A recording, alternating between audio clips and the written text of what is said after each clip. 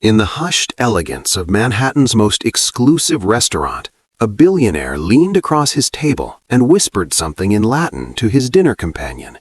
His eyes glinted with malicious amusement as he gestured toward the black waitress taking his order. He called her a slave, serva, rolling the ancient word around in his mouth like expensive wine. He was certain she couldn't understand. To him, Latin was a secret language of the elite, a code that separated the educated from the ignorant. But when Mathilda Jackson lifted her eyes from her notepad and responded in flawless Latin, correcting his grammar in the process, every conversation in that dining room died mid-sentence. What did she say to him? Before we dive into this incredible story, I'd love to know, where are you reading from today? Drop your country in the comments below. And if you're new here, make sure to subscribe so you don't miss stories like this one. Now, let's get back to what happened that night. The Estate restaurant was not a place for ordinary people. Tucked away in the heart of Manhattan's Upper East Side, it existed in that rarefied space where old money met new power, where a single reservation could take months to secure, and a bottle of wine cost more than most people's monthly rent. Gold leaf molding traced the ceiling, Persian rugs muffled the sound of designer shoes against marble floors, and the soft murmur of wealth created an atmosphere thick enough to choke on. Mathilda Jackson moved through this world like a shadow given human form. At 27 years old, she had perfected the art of being simultaneously present and invisible, attentive enough to anticipate every need, invisible enough to be forgotten the moment she stepped away from the table. Her uniform was always crisp, her posture always perfect, and her exhaustion always hidden behind a professional smile that never quite reached her eyes. Tonight was no different from any other Friday evening. The restaurant hummed with the quiet confidence of people who had never questioned their place in the world. Mathilda had been awake since 5 that morning, attending her graduate seminar on Renaissance Latin at Columbia University before racing across the city to begin her evening shift. Her legs ached, her temples throbbed with the beginning of a headache, and her stomach was empty except for the coffee she'd grabbed between classes. But none of that mattered. Not when her mother's medical bills arrived with ruthless regularity, not when her thesis on Cicero's influence on humanist thought was due in 6 weeks. During her brief 10-minute break, Mathilda slipped into the cramped staff bathroom and pulled out a dog-eared copy of Virgil's Aeneid. The pages were soft from constant handling, the margins filled with her annotations in 3 different colors of ink. She allowed herself exactly 10 minutes to read, her lips moving silently as she worked through a particularly complex passage about duty and sacrifice. This was her sanctuary, the place where her mind could breathe, where knowledge was power, and words carried more weight than any credit card ever could. She had no idea that in exactly 43 minutes, those same words would become her weapon. Mathilda's alarm screamed at 4:47 a.m., 13 minutes before it was supposed to. She didn't bother turning it off. Sleep had abandoned her somewhere around 2 in the morning anyway, her mind circling endlessly around a translation of Seneca's letters that refused to make sense no matter how many times she read it. The apartment was silent except for the labored breathing coming from her mother's bedroom. Mathilda lay in the darkness, counting the seconds between each breath. 1, 2, 3, 4, the way she'd done every morning for the past 8 months. As long as the breathing continued, she could face another day. She pulled herself from bed and moved through her morning routine with mechanical precision. Shower in 5 minutes, coffee brewed while she reviewed her notes on the subjunctive mood in classical Latin.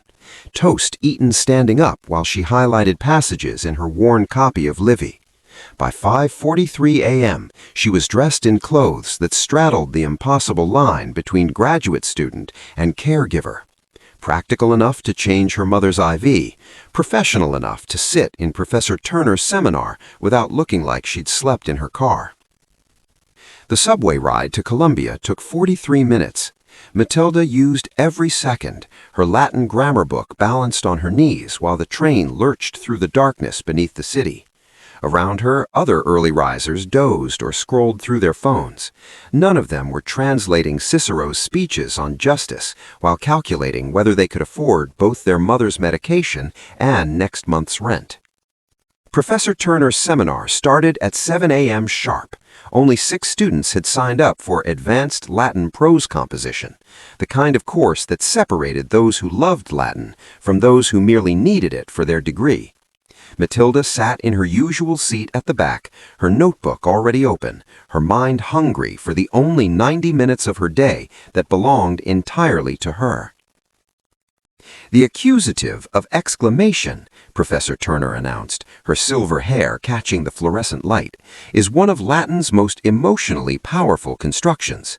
Me miserum, wretched me. When Cicero uses this form, he's not just stating a fact, he's performing grief. Mathilda's pen flew across the page. This was why she endured everything else, these moments when the ancient world cracked open and showed her that people separated by 2,000 years still understood the same ache, the same fury, the same desperate need to be heard. By 3:30 p.m., she was standing in the staff entrance of the Estate restaurant, pulling on the uniform that transformed her from scholar to servant.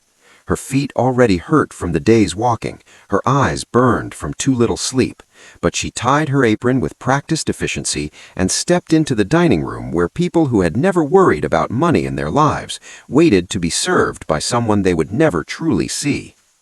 12 hours until she could go home, 12 hours until she could check on her mother's breathing, 12 hours until she could open her books again and remember who she really was.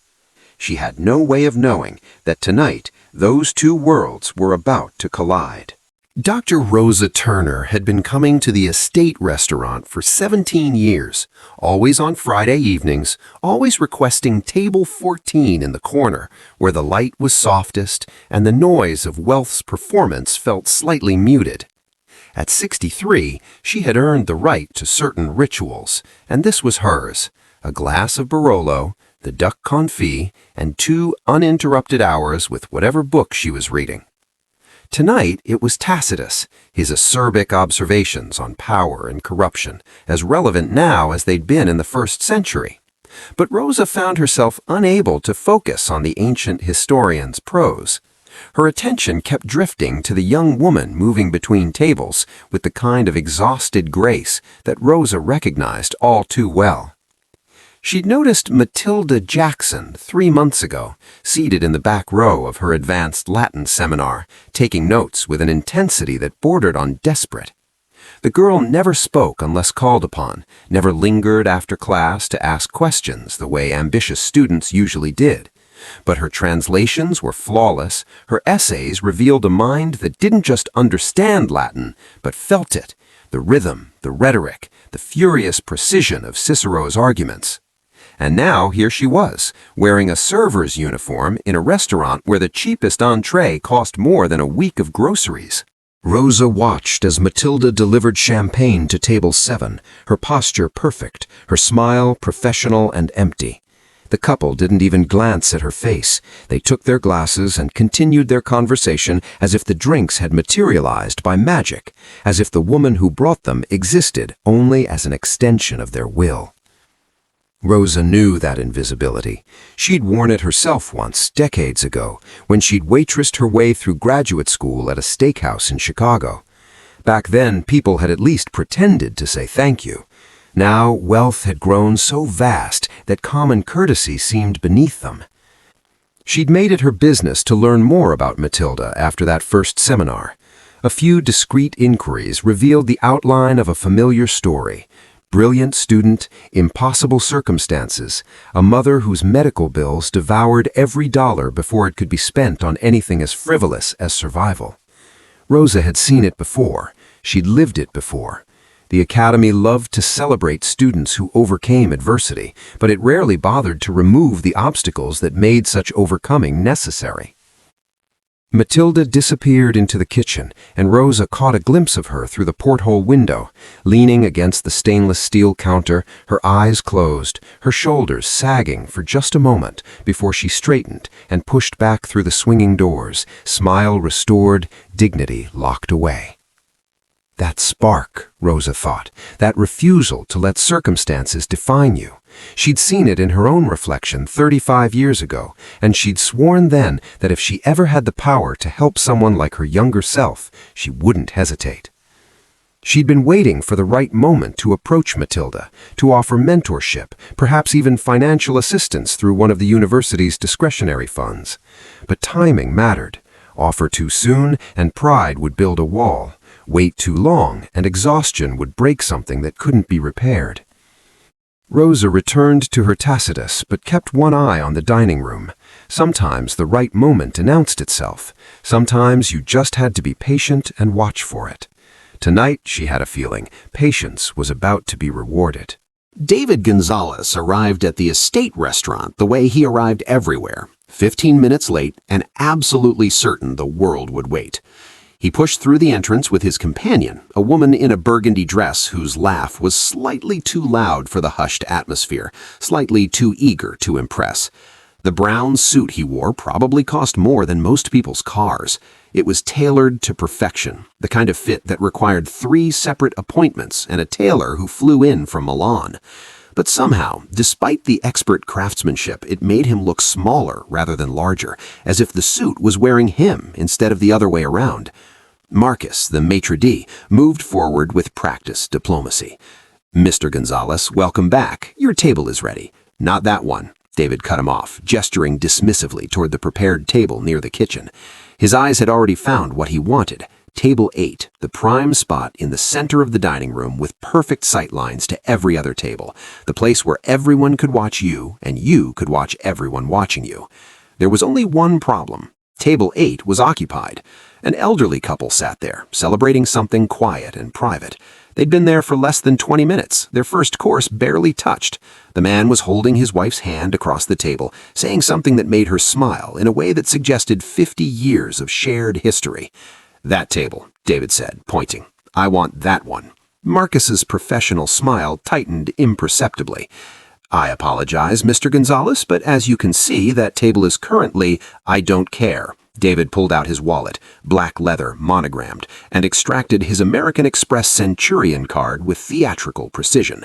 The black card caught the light, and he held it just long enough for nearby diners to notice.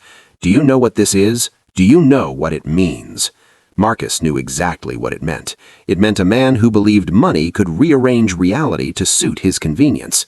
"Sir, I can offer you table 12, which has an excellent view. Move them." David's voice hardened. "Or I'll speak to the owner about your understanding of customer service."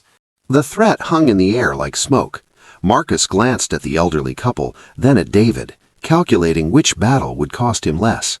Mathilda watched from across the room, her notepad pressed against her chest, as Marcus made the same calculation that servers and hosts and managers made 100 times a night in places like this, whether dignity mattered more than a tip, whether principle was worth the price of employment. Marcus lost. "Of course, Mr. Gonzalez, just one moment." Mathilda saw the elderly woman's face fall as Marcus approached their table, with apologies already formed on his lips. She saw the husband's jaw tighten, saw him start to argue, then stop himself, doing his own calculation, deciding that a ruined anniversary dinner was better than a scene. They gathered their things with quiet dignity and allowed themselves to be relocated to a table near the restrooms. David slid into the stolen seat, stretched his arms across the back of the chair, and smiled like a man who'd just proven a point. He snapped his fingers in Mathilda's direction. "You, water, no ice, and bring us the wine list." He paused, then added with deliberate slowness, "Please." The word wasn't a courtesy, it was an insult wrapped in politeness, a reminder that she existed to serve, and he existed to be served. Mathilda walked toward table 8, her professional smile fixed in place, unaware that she was walking toward the moment that would change everything. David Gonzalez kept his black card on the table throughout dinner. Not in his wallet, Not in his pocket. Right there on the white linen, positioned between the salt cellar and his water glass, like a monument to his own importance. The American Express Centurion card, invitation only, rumored annual fee of $10,000, supposedly unlimited spending power. David had mentioned it 3 times in the first 15 minutes, once to his companion, once to the sommelier, and once to Mathilda when she brought the appetizers, as if she might not have noticed it sitting there like a small rectangular declaration of superiority. "Do you know how many people in the world have one of these?" he asked his date, though his voice was pitched loud enough to carry to adjacent tables. "Less than 1%. It means I can buy anything, anywhere, anytime. That's real power." Mathilda refilled his water glass, her movements efficient and impersonal. She'd seen the black card before. She'd seen platinum cards and gold cards and cards made of metal that weighed heavy in your hand. She'd watched men fondle them like talismans, as if the magic wasn't in the money, but in the object itself. What they never understood was that the card was just plastic and metal. It could buy meals and cars and tables in restaurants, but it couldn't buy the one thing that actually mattered. Mathilda thought about the Latin phrase Professor Turner had written on the board that morning, "Scientia potentia est." Knowledge is power. Not the modern platitude people stamped on motivational posters, but the original context, Francis Bacon arguing that true power came not from wealth or armies, but from understanding the world deeply enough to change it. David's card could buy him access to rooms like this one. It could displace elderly couples and command immediate service, but it couldn't buy him what Mathilda had spent 7 years acquiring, the ability to read Virgil in the original and understand the grief of exile, to parse Cicero's arguments and see how language could be weaponized against tyranny, to recognize that the Romans who'd written 2,000 years ago understood power better than any billionaire ever would.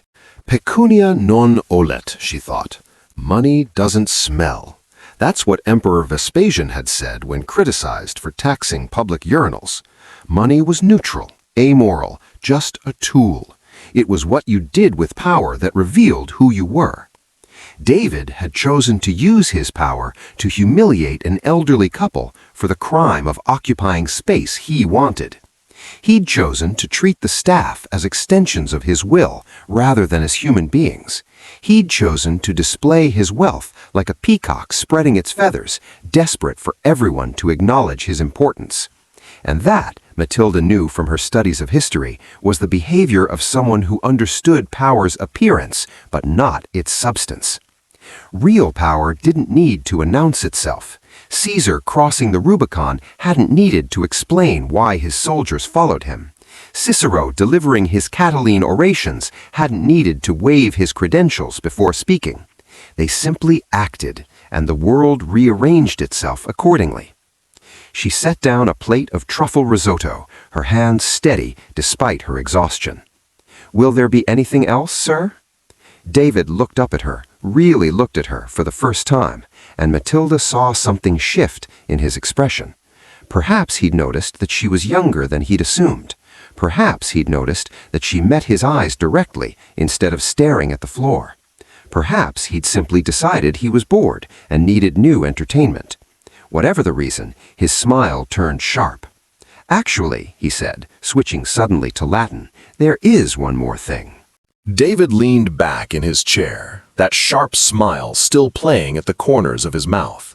His companion looked confused, tilting her head as he began speaking in a language she clearly didn't understand. But that was the point. The whole point was to have a conversation that excluded everyone else, to create a bubble of superiority that only he could inhabit. "Haec serva," he said, gesturing casually toward Mathilda with his wineglass, "non intelligit verba nostra." This slave doesn't understand our words.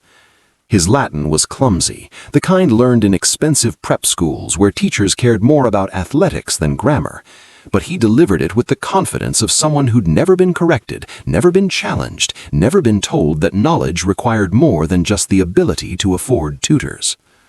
Mathilda stood perfectly still, her notepad pressed against her waist. Every muscle in her body understood what was happening, even as her face remained professionally neutral. She'd encountered this before, not in Latin, but in other forms. The customer who spoke Spanish to his friends while pointing at her chest.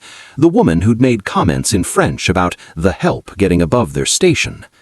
David continued, warming to his performance. Vide ea, mi amor, puella nigra que cogitatse esse equalis nobis. Look at her, my love, a black girl who thinks herself equal to us. His companion giggled nervously, not understanding the words but reading the cruelty in his tone and deciding to be complicit in it. She sipped her wine and watched Mathilda's face for a reaction, hungry for the entertainment of watching someone realize they'd been mocked. Serva, David said directly to Mathilda now, emphasizing the word, rolling it around in his mouth like something delicious. Quando scies locum tuum, semper eris serva, nihil amplius. When will you know your place? You will always be a slave, nothing more. Around them, the restaurant continued its quiet symphony of wealth. Crystal clinked against crystal. Conversations murmured like water over stones. No one else at the nearby tables spoke Latin. No one else understood what was happening. David had created his own private theater of humiliation, a secret joke where he was both comedian and audience. He took another sip of wine, pleased with himself. This was what the black card really bought, not just access to restaurants, but the freedom to say whatever you wanted without consequence. The freedom to reduce people to objects, to entertainment, to punchlines and jokes that only you understood. Mathilda should have been hurt. She should have been confused. She should have smiled her professional smile and asked if he needed anything else, blissfully unaware that she'd just been called a slave to her face. That's what David expected. That's what he'd paid for with his displacement of the elderly couple, with his black card on the table, with his brown suit and his presumption of superiority. What he didn't expect was for Mathilda to set down her notepad very carefully on the edge of the table. What he didn't expect was for her to clasp her hands in front of her, the way Professor Turner did when she was about to deliver a particularly devastating analysis of a student's translation. What he didn't expect was for Mathilda Jackson to take a breath, meet his eyes directly, and begin speaking in Latin so flawless that even the ancient Romans would have paused to listen. The room was about to learn what happened when you mistook education for decoration, when you confused wealth with worth, when you assumed that a server's uniform meant a silent mind. David Gonzalez was about to receive the most expensive lesson of his life, and it wouldn't cost him a single dollar. Qui servus contemnit, servus est superbiae suae. Mathilda's voice cut through the murmur of the dining room like a bell through fog, clear, precise, unmistakable. He who despises servants is a slave to his own arrogance. The effect was instantaneous. David's wine glass stopped halfway to his mouth. His companion's nervous giggle died in her throat. At the tables nearest to them, conversations faltered as heads turned toward the sound of Latin spoken with such flawless classical pronunciation that it could have come from the forum itself. But Mathilda wasn't finished. Errasti, domine. Her eyes never left David's face. Verba tua sunt mendacia, non serva, sed servus dicere debuisti, sed fortasse grammaticam Latinam non didicisti in scola tua preziosa. You made an error, sir. Your words are lies. You should have said servus, not serva. But perhaps you didn't learn Latin grammar at your expensive school. The blood drained from David's face. Around them, the restaurant had gone completely silent. Even the servers had stopped moving, frozen in place like figures in a painting. Dr. Rosa Kerner set down her fork and leaned forward in her corner table, a slow smile spreading across her face. David's mouth opened, then closed. He tried to form words, but nothing came out. His entire identity in this moment, the clever man who could speak in code, the educated elite who understood what the servants could not, had just been dismantled in front of everyone. Mathilda continued, her voice steady and cold. Cicero scripsit, neminem servum esse oportet. No one ought to be a slave. Sed tu, Domine, es servus pecuniae tuae, servus timori tui, servus necessitati probandi valorem tuum cum carta nigra. Cicero wrote, no one ought to be a slave, but you, sir, are a slave to your money, a slave to your fear, a slave to the need to prove your worth with a black card. She picked up her notepad with deliberate care. Et si vis scire verum, septem annos linguam latinam studivi in universitate Columbiae, legere possum Virgilium, Ovidium, Seneca in lingua originale. Tu autem, tu tantum potes emere librus, quos nunquam leges. And if you want to know the truth, I've studied Latin for 7 years at Columbia University. I can read Virgil, Ovid, Seneca in their original language, but you can only buy books you'll never read. The silence in the restaurant was so complete that Mathilda could hear her own heartbeat. Every eye was on David, watching him shrink into his expensive brown suit. His black card sat on the table between them, suddenly looking less like a trophy and more like a punchline. His companion stared at him, her face a mixture of confusion and dawning embarrassment. She hadn't understood the Latin, but she understood perfectly that the man she'd been trying to impress had just been intellectually eviscerated by the woman he'd tried to humiliate. David's hands trembled as he reached for his wineglass. His face had gone from pale to red, humiliation curdling into rage. He'd been exposed, not just as cruel, but as mediocre. His Latin shown to be as shallow as his character, his education revealed as expensive but empty. Mathilda stood there, waiting, professional, composed, unbroken. "Num aliud vis, Domine?" she asked, her tone perfectly polite. "Do you need anything else, sir?" The question hung in the air like a sword. Every person in that dining room understood they'd just witnessed something extraordinary, the moment when intelligence defeated arrogance, when knowledge proved itself more powerful than wealth, when a woman in a server's uniform reminded a billionaire that money couldn't buy wisdom, couldn't buy dignity, and certainly couldn't buy the right to call another human being a slave. David Gonzalez had wanted to prove his superiority. Instead, he'd proven Mathilda Jackson's. And now, drowning in his own rage and embarrassment, he was about to make it so much worse. David's hand moved with practiced subtlety. While his companion was still processing what had just happened, while the dining room was still suspended in stunned silence, he slipped his wallet from the table into his jacket pocket. The movement was smooth, deliberate, the action of a man who decided that if he couldn't win with words, he'd win with something far more dangerous. He waited exactly 30 seconds, let the silence stretch, let Mathilda turn to walk away, believing the confrontation was over. Let the other diners begin to return to their meals, to their conversations, to the comfortable assumption that the drama had reached its conclusion. Then David stood up so quickly his chair scraped against the marble floor. "My wallet," he announced, his voice loud enough to carry across the entire restaurant. "My wallet is gone." Mathilda stopped mid-step, turned slowly. "Someone has stolen my wallet." David's hand went to his jacket, patting pockets with theatrical alarm. "My American Express Centurion card. It was right here on the table. Now it's gone." His companion looked at the empty space on the tablecloth where the black card had been sitting moments ago. Confusion flickered across her face, but David was already moving forward with momentum that couldn't be questioned. "You," he pointed directly at Mathilda, "you were the last one to approach this table. You were standing right here. You must have taken it." The accusation hit the room like a physical force. Every head turned. Every conversation died again. But this time the silence had a different quality, darker, heavier, dangerous. Marcus materialized instantly, his face pale. Mr. Gonzalez, I'm certain there's been a misunderstanding. No misunderstanding. David's voice had shifted from embarrassed to righteous. I had my wallet on this table. She was standing right here. Now it's gone. The math isn't complicated.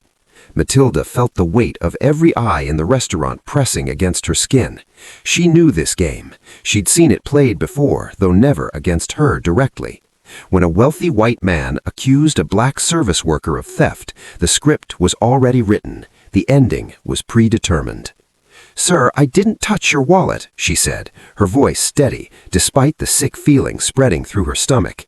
"Then you won't mind being searched." David crossed his arms. "Marcus, call the police. I want this handled officially. That card has a $50,000 limit. This is grand larceny." Marcus looked like a man drowning. His eyes darted between David and Mathilda, calculating impossible equations. Fire a stellar employee based on an accusation, or challenge a wealthy customer who could destroy the restaurant with a single bad review and a phone call to the owner? "Mathilda," Marcus said quietly, desperately, "perhaps if you could just empty your pockets?" "I didn't take anything." Mathilda's hands were shaking now, but her voice remained clear.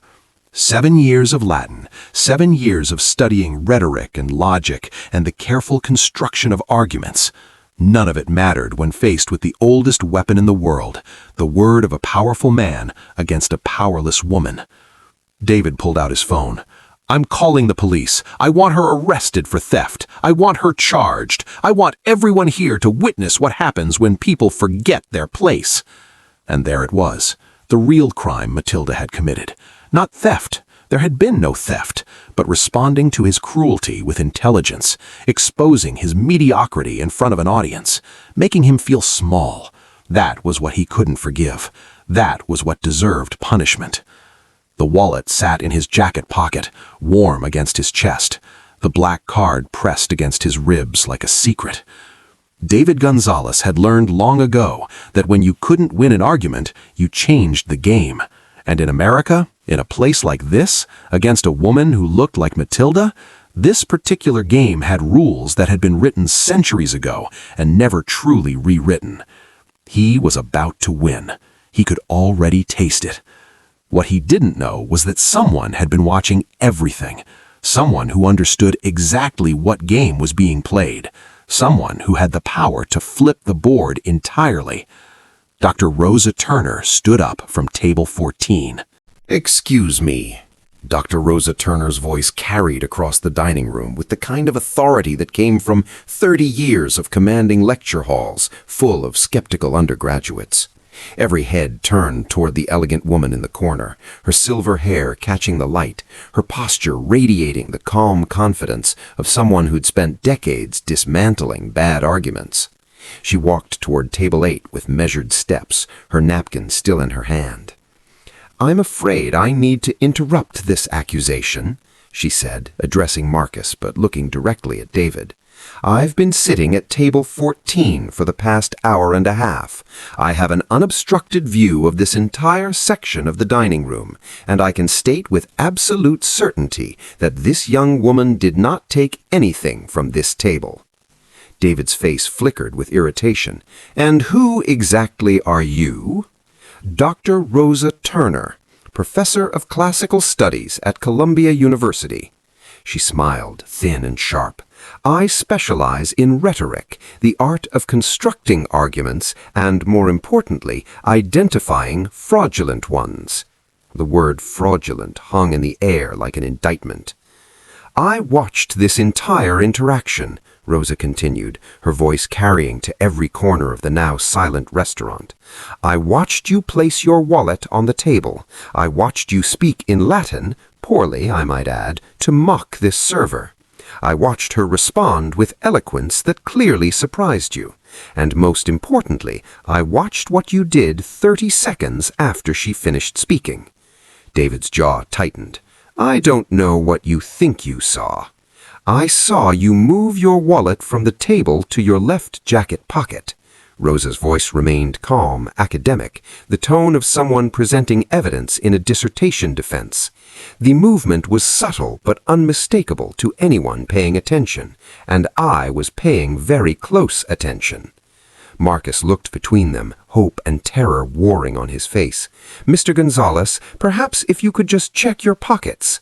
"I don't need to check anything." But David's hand moved involuntarily toward his jacket, a tell so obvious that even his companion noticed. "You're lying," the woman in the burgundy dress said suddenly, standing up from the table. Her voice was quiet but clear. "Oh my God, you're actually lying! Your wallet is in your pocket right now, isn't it?" "Sit down," David hissed. "No." She grabbed her purse. "I've seen enough. This is insane. You were going to let her get arrested. You were going to destroy her life because she spoke Latin better than you?" Rosa stepped closer to David, her eyes cold. "I suggest you produce that wallet immediately, Mr. Gonzalez, because if the police arrive and find it in your possession, you won't be filing a theft report. You'll be facing charges for filing a false police report and attempted fraud, and I will personally testify against you." The room held its breath. David's hand trembled as it moved to his jacket. Slowly, with the deliberate movements of a man who'd run out of options, he reached into his inside pocket and pulled out the black leather wallet, the American Express Centurion card visible through the transparent window. The collective gasp from the dining room was almost physical. "It was," David started, his voice desperate. "I must have put it there without thinking." "You put it there while planning your accusation," Rosa interrupted, her voice sharp as a scalpel. "You weaponized the police, this establishment's fear of controversy, and centuries of racist assumptions about theft and criminality.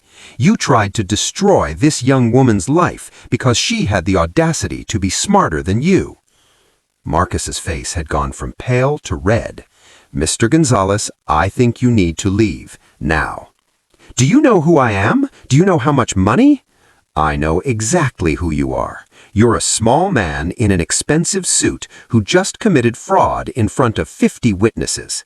And Miss Jackson here," she turned to Mathilda, whose eyes were bright with unshed tears. "She's my graduate student, one of the most brilliant minds I've encountered in 3 decades of teaching.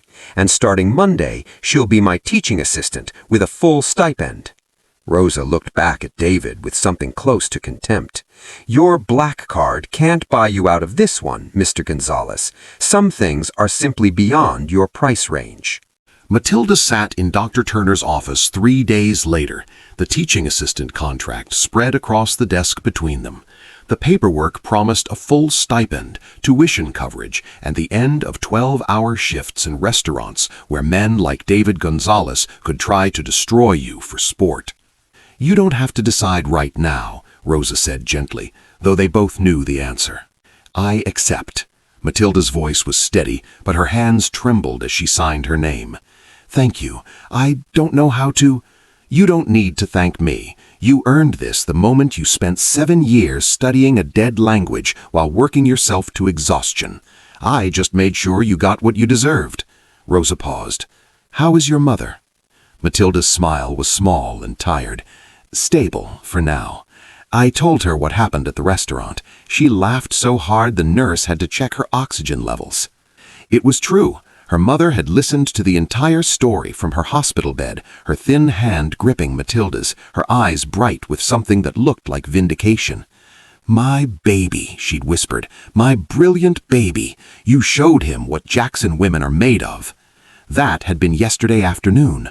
Her mother had been tired but happy, proud in a way that made all the sleepless nights and aching feet worth it. Mathilda gathered the signed contract, feeling lighter than she had in years. No more aprons, no more invisible labor, no more men who thought money could buy the right to humiliate her. She could focus on her thesis, on her teaching, on becoming the scholar she'd always known she could be. Her phone rang as she stepped out of the humanities building into the cool October air. Unknown number. She almost didn't answer. "Is this Mathilda Jackson?" "Yes." "This is St. Vincent's Hospital. I'm calling about your mother, Eleanor Jackson." The world tilted. Mathilda's hand found the stone wall beside her, holding herself upright. "Your mother passed away peacefully approximately 20 minutes ago. She wasn't in any pain. The nurse said she was smiling." The words continued, something about procedures, about arrangements, about coming to collect her mother's personal effects, but Mathilda couldn't hear them through the roaring in her ears. She'd won! She'd stood up to cruelty and won. She'd claimed her future. She'd proven every doubt and dismissal wrong. And her mother had known, had lived just long enough to see her daughter's triumph, had held that victory in her hands like a gift before letting go. Mathilda slid down the wall until she was sitting on the cold concrete, the teaching assistant contract still clutched in her hand. Students flowed around her, headed to classes and libraries and coffee shops, their lives continuing while hers fractured into before and after. She thought about Virgil, about Aeneas carrying his father from burning Troy, about duty and sacrifice, about the price of survival. The Romans had understood that victory and loss weren't opposites. They were twins, inseparable, each one giving meaning to the other. Her mother had waited, had held on through every exhausting shift, every sleepless night, every moment when Mathilda had wanted to quit, had stayed alive long enough to hear that her daughter would never have to be invisible again, would never have to endure what she'd endured, would never have to choose between dignity and survival. It was enough. It had to be enough. Mathilda pressed the contract against her chest and let herself cry for the woman who'd given her everything, including the strength to keep going, even now, even in this moment when going forward felt impossible. The Latin phrase came to her unbidden, per aspera ad astra, through hardship to the stars. Her mother had made it to the stars, and Mathilda, carrying everything she'd been given, everything she'd learned, everything she'd fought for, would have to learn to reach them alone. But she would reach them. That much she promised to the October sky and to the woman who'd believed in her when no one else had. She would reach them. Mathilda Jackson proved that knowledge is the greatest power of all. Her mother lived long enough to see her daughter's victory, and that matters. That means something. But here's what I want you to think about. How many brilliant minds are working invisible jobs right now, struggling in silence, one cruel customer away from giving up? How many Mathildas are out there who won't get their moment, who won't have a Dr. Turner watching from table 14? If this story moved you, if Mathilda's courage inspired you, if her mother's sacrifice broke your heart, if her Latin response made you want to stand up and cheer, then I need you to do 3 things. First, hit that subscribe button and turn on notifications. I share stories like this every week, stories about ordinary people doing extraordinary things, stories about intelligence defeating arrogance, stories that remind us that dignity can't be bought or sold. Second, drop a comment telling me what would you have done if you were in that restaurant. Would you have stayed silent? Would you have spoken up? Would you have been Dr. Turner, or would you have looked away? Be honest, this is a judgment-free zone, but I want to know what this story made you feel. And third, this is the most important one, share this video. Send it to someone who needs to hear that their education matters, that their intelligence is power, that working a service job doesn't define their worth. Send it to a teacher, a student, a parent, someone struggling to make ends meet while pursuing their dreams. Let them know they're not alone. Let them know that Mathilda's story is their story too. Because here's the truth that David Gonzalez learned the hard way. You can have all the money in the world. You can carry every black card and platinum card ever made. But if you don't have character, if you don't have integrity, if you don't have respect for other human beings, you have nothing. You're bankrupt in the ways that actually matter. Mathilda Jackson walked out of that restaurant forever. She never had to wear that apron again. And somewhere, her mother is resting peacefully, knowing that her daughter made it, that she fought, that she won. So subscribe, comment, share, and remember, per aspera ad astra, through hardship to the stars. Now go be someone's Dr. Turner today. The world needs more people willing to stand up when it matters. I'll see you in the next story.